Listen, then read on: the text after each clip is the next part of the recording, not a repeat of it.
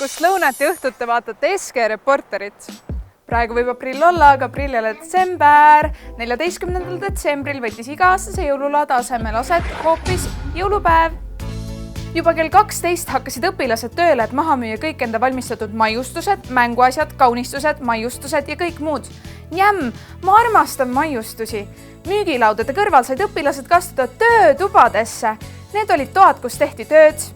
Vot, siin on vanade purkidega tööd tehtud. Mainimata ei saa jääda ka SK Reporteri enda panus. Me tegime raadiot. Siin oleme me raadiot tegemas.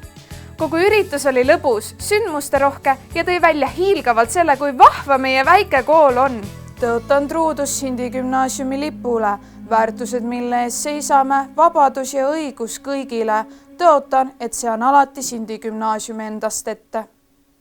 Kuid meilt on küsitud, miks leidis jõulupäev aset just päevasel ajal meil kõik tööl olid?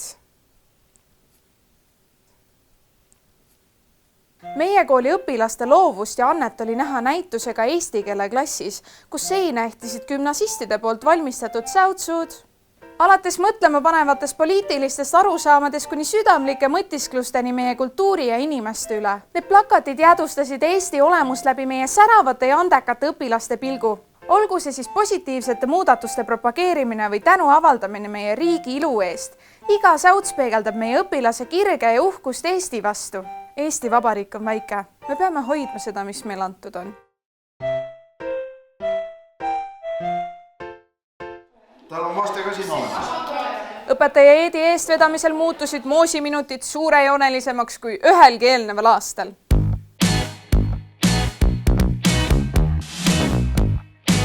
Õpilased tutvusid nisuga.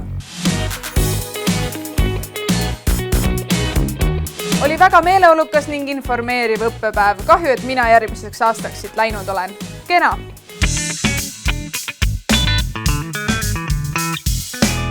Enne seda, kui võtsin spordipeal igal alal esimese koha, olin ma luuser.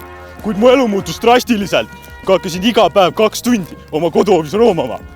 Lisaks mu füüsilisele tugevusele ja vormile paranes ka mu vaimne tervis. Nüüdseks pesen end külma veega ja olen hakanud jões vastuvoolu jooksma.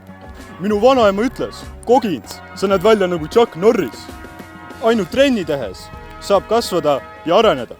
Kohtume spordipäeval ja püsi kõvad!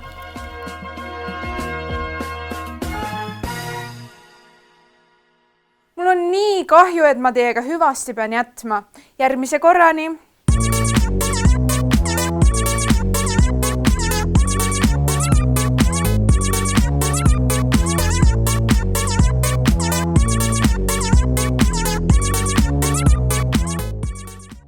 Kena!